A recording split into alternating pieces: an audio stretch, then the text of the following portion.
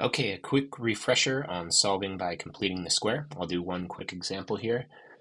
So the way I like to start is to tuck away this c value, this constant on the end.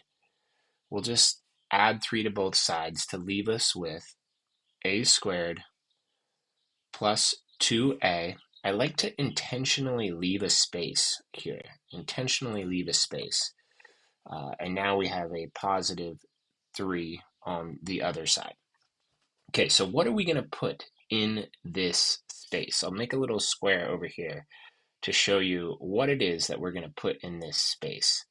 Well, what we do is we take our b value, in this case, which is 2, we take b over 2 squared.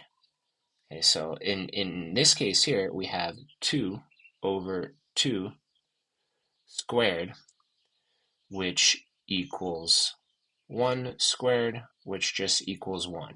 So this becomes our magic value that we'll add right here, plus 1. But in math, you can't just add it to one side. You have to add it to both sides to make it equal. So we're left with a squared plus 2a plus 1 equals 4. Now, why would we go through all that silly business? It's because we created here a perfect square. And what does that mean? It means if we were to factor it, the factors would be the same. We would get a plus 1 and a plus 1. Those would be our two factors. So another way to represent a plus 1 times a plus 1 is to call it a plus 1 squared equals 4.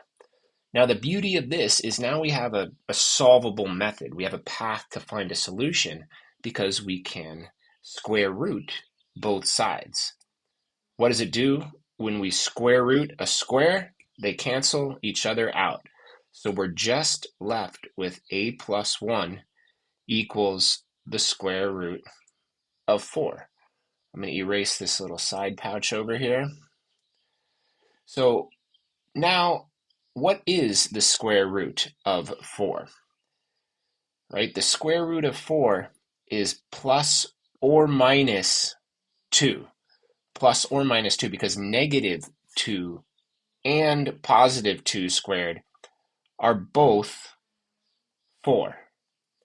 So when you get to this point where you take the square root of 4, you have to recognize that both negative 2 and positive 2 are both truth. So we separate it out in this into two equations and say a plus 2 equals negative, or a plus 4 equals negative 2, and a plus 4 equals positive 2. Separating it out. On this one, we can subtract 4 from both sides and get a equals negative 6. Here we can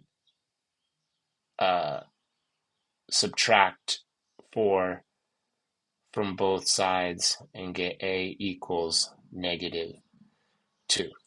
So these are our solutions, or our roots, or our x-intercepts of this quadratic.